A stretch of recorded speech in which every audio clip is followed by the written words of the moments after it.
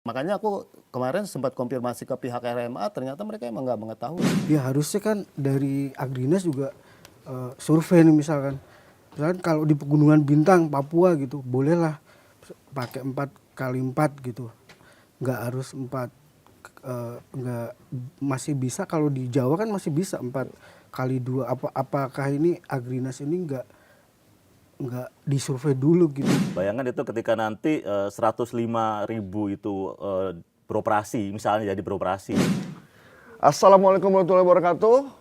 4x4 16, sempat nggak sempat tetap impor mobil India yang akan dilakukan untuk koperasi Desa Merah Putih 105.000.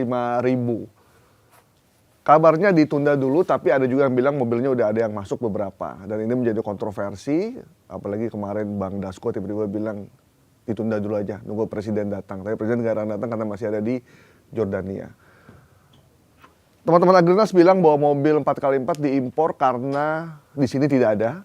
Dan di sini pun kalau ada harganya mahal dan industri nasional tidak bisa memenuhi kebutuhan itu sebanyak 105.000 unit senilai 24,6 triliun.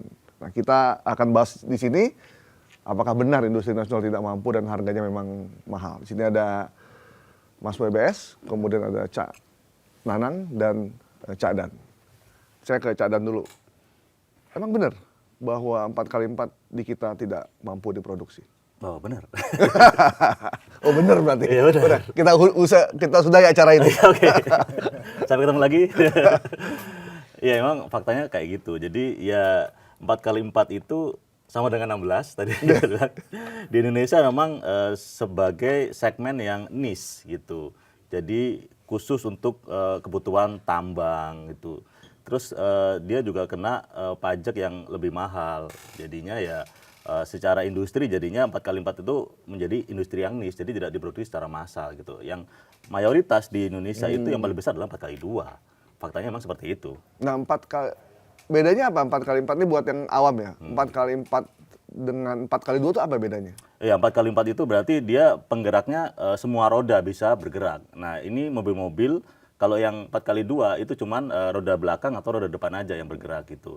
Nah, kenapa ada 4x4 itu adalah mobil-mobil yang memang khusus untuk digunakan di medan yang berat.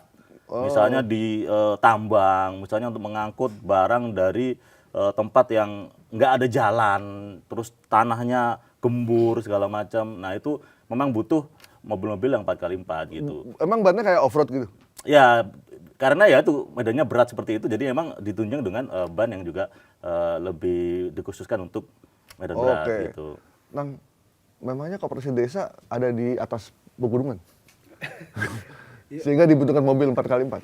Ya kalau menurut saya sih nggak ini ya mas, maksudnya itu harusnya dilihat dulu gitu. Kalau untuk koperasi desa ini sebenarnya kan nggak semuanya di daerah 3T misalnya kayak di pegunungan Papua gitu bolehlah pakai 4x4 gitu. Tapi kan ini sekitar yang 3.000 koperasi desa ini kebanyakan kayak di Bogor, di Jawa, di Bali atau di mana kan kayaknya memang nggak perlu 4x4 ya. Sehebat itu kan? Ya harusnya kan dari Agrinas juga survei nih misalkan kalau di Pegunungan Bintang, Papua gitu, bolehlah pakai 4x4 gitu. Nggak harus 4, nggak, masih bisa kalau di Jawa kan masih bisa 4x2. Apakah ini Agrinas ini nggak disurvei dulu gitu. Misalkan kebutuhan 4x4 kan nggak gede juga gitu kalau di pegunungan kayak gitu masih yang gede kan di Jawa boleh itu pakai 4x2. Jadi nggak semuanya, kalau menurut saya ya nggak semuanya 4x4 karena geografis di Indonesia kan beda-beda gitu. Kalau di pegunungan yang tinggi Pegunungan Jaya gitu ya? Iya boleh lah. Boleh lah tuh ya. Iya. Ini apa dari Agrinas ini nggak disurvei dulu gitu. Yang kebutuhan 4x4 di misalkan untuk daerah mana gitu. Yang 4x2 misalkan di daerah mana cukup lah gitu mas. Oke. Mas Webes, memangnya sebanyak apa kita butuh 4x4? kenapa mobil ini tadi Chandra bilang ini karena memang nggak semua orang membutuhkan mobil sekuat itu kan untuk jalur yang biasa. Kalau untuk di Pulau Jawa sendiri sih mungkin nggak terlalu urgensinya nggak terlalu ini sih Mas. Tapi kalau misalnya kayak di Kalimantan mungkin kalau emang Kopdesnya ada di sana sih mungkin Di hutan bisa, gitu ya? Iya, gitu.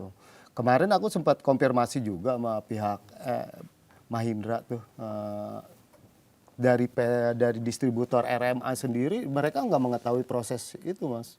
Oh gitu. Iya. Mereka nggak tahu. Oh, berarti Aku udah langsung- sempat konfirmasi sama Lydia, jadi mereka emang nggak tahu itu bahwa itu ada pesanan itu. Yang Makanya- sini nggak tahu iya, juga. itu yang Mahindra ya, yang Tata sih aku belum sempat nelusurin nih Mas. Tapi kalau yang Mahindra, mereka menyatakan mereka nggak tahu, kayaknya langsung ke prinsipal di Oh ya, India itu. sebenarnya mobil produk India tuh yang ada di Indonesia tuh mobilnya apa aja sih? Sejauh ini baru Tata Motor sama Mahindra. Mahindra itu masuk 2019, tapi kalau Tata Motor itu dari 2013. Ya, kalau Mahindra tuh apa? Kalau Tata Motor kita udah kenal ya, dia kan masuk tuh bareng waktu ada Agya sama ini lah mereka barengan tuh. Nah kalau Mahindra tuh apa mereknya? Kan belum ada yang beredar ya? Dia RMA, di bawah naungan RMA. Jadi RMA itu naungin kayak Ford, Oh Geely. gitu. Nah itu distributornya tuh RMA. Makanya aku kemarin sempat konfirmasi ke pihak RMA, ternyata mereka emang nggak mengetahui. Gitu. Tapi produknya emang udah beredar di Indonesia? 2019 si Mahindra Scorpio sempat di launching. Tapi Setelah itu hilang lagi. hilang lagi, nih. belum ada Nah yang beli ini ya? nimbul lagi dengan jumlah yang fantastis. Tapi memang, Cak, memang mobil India itu memang spesifikasinya memang bagus dan murah. Ya kalau dari harganya tadi WBS bilang Mahindra Scorpio udah di launching waktu itu harganya sangat kompetitif ya 280 sampai 300 kecil gitu. Jadi untuk 4x4 ya WBS ya waktu itu. Penantang Hilux katanya. Menantang Menantang Hilux. Hilux. Gitu. Nah, tapi kan kita bisa ngelihat juga gitu dari mana bagaimana penerimaan pasar atau konsumen Indonesia terhadap mobil yang murah dan katanya penantang Hilux tadi. Berhasil apa enggak? Ternyata banyak enggak. Jadi karena apa? Ya karena di Indonesia pertimbangan untuk membeli mobil itu sangat banyak. Nggak cuman harga murah doang lu bisa langsung wah menguasai pasar, enggak.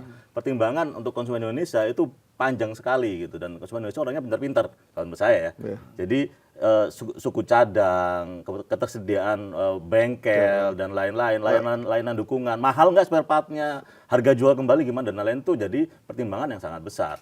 Makanya tadi WBS bilang Tata dan Mahindra di Indonesia ya gagal. Saya sebagai pengguna Tata Motor ya, Oh gitu.